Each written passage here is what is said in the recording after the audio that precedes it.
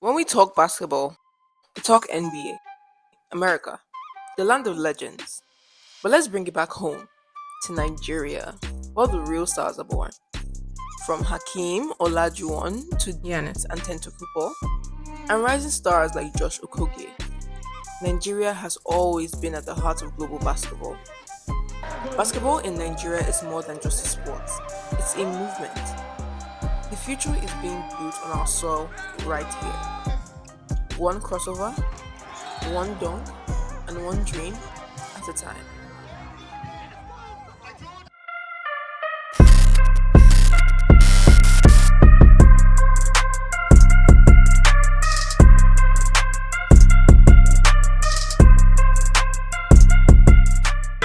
Guys, I'm at the courts. I'm with your favorite future NBA player, Jeff, on the building. Have you guys seen that viral video of Jeff that he does? I mean,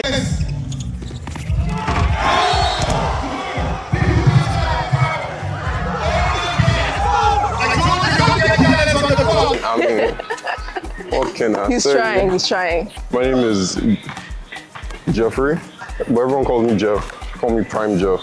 It's like a basketball name thing. Why do you choose to play basketball, guys? Sorry, I'm just distracted. Jeff is so handsome.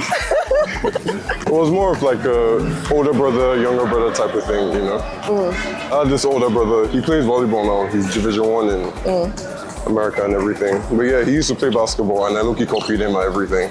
Oh. So I copied him playing basketball. So that's where you get your passion from? Yeah, and my dad was a footballer as well. So it's like I'm just in the sports lineage. So I had to be involved somehow. So what are your biggest strengths in the court? I can guess. My biggest strengths in basketball? Dunking. Yeah. Everyone knows me for my dunking, and those are the clips that even go viral.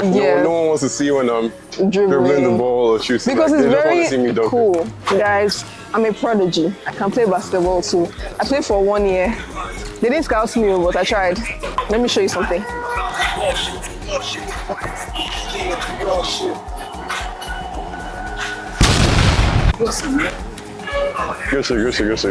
Probably gonna miss this shot. It's my first shot. Try, don't worry. No, nah.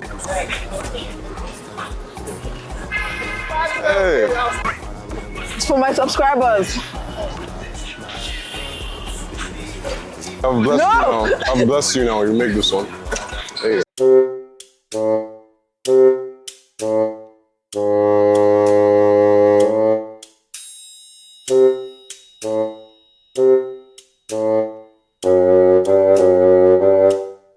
What lessons have you learned from playing basketball that apply to life outside the sports? Like I said already, Jeff made me wake up by 6 in the morning. 6. You have to be early, no? What's it called? Discipline majorly, and because it relates to life in so many aspects. And I feel like if you can't do those things on the court, you can't do them off the court. Like, you have to keep the time, you have to respect your coaches, the elder players and everything. And you have to be humble as... Would you want to introduce yourself and tell us what the organization is, the name, and what's about? Okay, hi, my name is Laviton. A group of us basketball enthusiasts here in 1004, we run an outfit called HoopDreams NG. I mean, it just started out with us trying to play as much basketball as possible, but while doing that, you have to put resources behind it, and you have to try and make it as cool as possible, right? Something that a younger me would have wanted to get into, and really pursue as a career. I mean, we're not there yet, of course, but we're pushing. That's You're what really I can say. pushing. So how far have you come in terms of providing opportunities for young people? So far, we've only been able to send 2 people out of the country on scholarships, right? That's really good. Yeah. When did you guys start? Late 2022. I would say it's really good, right? As far as the goals that we set for ourselves, we don't really think, we're still trying to set up that network. But I think what we've been able to achieve so far is, people that are good and have a lot of skill, we invite them here and they put on a show. So do you feel like the problem is Nigeria? Do you feel like there are not enough opportunities for basketballers? There's basically no opportunities for basketball players in Nigeria. The best I would say is If you really want your child to get into basketball, you have to start really early. That's what I would say. If you have a kid that's tall, like I would say 6'2", 6'3", and above, right? Get them started early.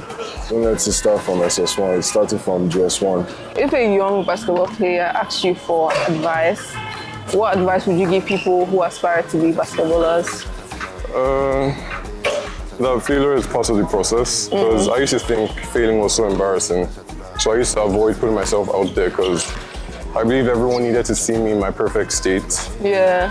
But then I realized it's like stepping stones, If you can't fail in public, you can't, you can't fail in private, you can't fail in public. Yeah. So how do you handle pressure during intense games? Like, have you ever felt pressure during games before? Yeah, like because there's so much hype, so everyone expects the best from Jeff.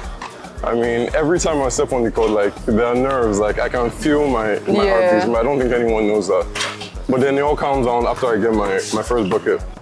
So what inspired you to, like, come up with the whole Dream Academy? Are you, like, what are you? Are you, like, the owner of? Yeah, there's three of us founders. There's myself, there's Chinelu, and then there's Captain.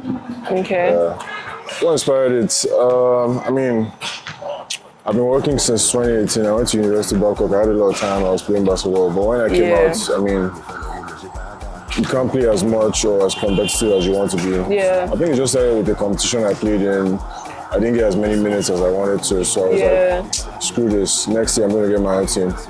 But next year, before the end of the year, I was looking at it like, I need to start playing some more games. So I started the competition here, August 2022. We set up a competition, I should say, So that went well, and since then, we added the whole video element to it, and people started supporting us. And people just wanted to see what we're doing. We were also posting on our personal pages, and it was cool. So if you could change one thing about basketball recognition in Nigeria, what would that be? I mean, first of all, there needs to be a proper league out here that's like functional. I think everyone is just like waiting for the Nigerian Basketball Federation. Oh man, everybody keeps waiting for the Nigerian Basketball Federation to come up with something. Yeah. But you look at all the things that government agencies do around in Nigeria. You can't sit around and wait for that. It needs to be private. Oil and gas, the most functional thing. I'm sure back in the day, there's an NPC, but if they didn't have the private competitors for it, it would have been whack. Yeah. And they even have to do things like keep their prices lower to stay competitive with the private organizations, right? So privates need to get into it, which is part of what I'm doing or trying to do. Yeah. So lastly, where do you see Dream Organization being in the next 5 years? Do you feel like it's going to be so much more bigger? Do you feel like it has? Of course, it gets bigger every year.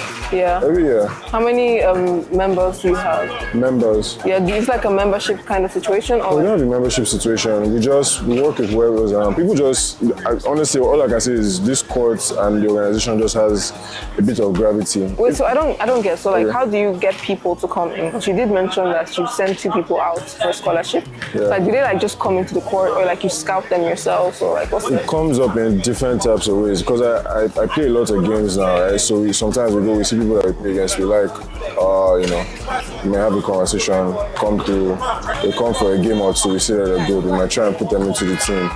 From there, we start to make videos for them. We have scouts that DM us a lot. Yeah. Right. So from there, we start to try and push conversations for people.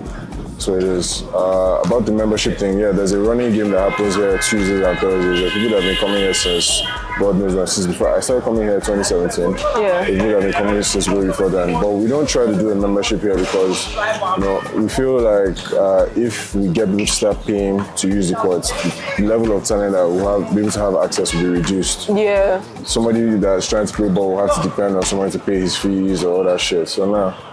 It's already bad enough out there, so just come here and play ball, clear your mind, be respectful, loving, do your shit. So where do you see yourself in the next 5 years concerning basketball? The next 5 years? Yeah. I should either be in the NBA G League or playing overseas in some European country. That brings me to my next question, actually. Okay. Do you believe there are enough opportunities for basketball players in Nigeria? I mean, no, I don't think it's enough, but it's a start. And HoopDreams, the organization I just told you about, they're doing so well with giving players exposure. Yeah. It's you know, outside coaches and stuff. Like almost every clip that's posted on the page goes viral. Yeah. I run to some overseas coach, some Division 1 school, stuff like that. So what are the biggest challenges some Nigerian basketball players go through just to get noticed? Do you think it's hard? And I'd say playing in big events, because there's this thing with Nigeria, they just keep using the same players over and over. Let's say there's under 18, they're picking 26-year-olds that would change. Are you a victim? I'm not a victim. Fair enough. They be changing their age and stuff, and people who are actually of age and have the skill just don't get a chance to showcase it, and it's really sad. It is. Do you think Nigerian basketball leagues provide enough support for young players? Like you said, Dream, do you feel like they provide enough support to at least take you overseas or take you to the NBA? I mean, I don't think it will ever be enough. It could be, but I don't think it will be enough in the next 5 years due to mindsets. Yeah. Because everyone just keeps doing things for their own selfish interests or for their own favorite people. Yeah. So that's one thing that's holding a lot of people back still, you know? Well, if you change a thing about basketball development in Nigeria, what would that be? The one thing I would change, there needs to be proper age restrictions on the games and everything, and media coverage, you know? Yeah. Because I feel even in OBN, one thing I was dealing with was lack of exposure. Yeah. Despite me being in this really cool facility that has everything, they just were not putting me out there till I came here and everyone is, and everyone's Prime Jeff, you know? You understand the rules now. If you break any rules, I'm taking the ball though. Double dribbling. You've already violated. Please don't get me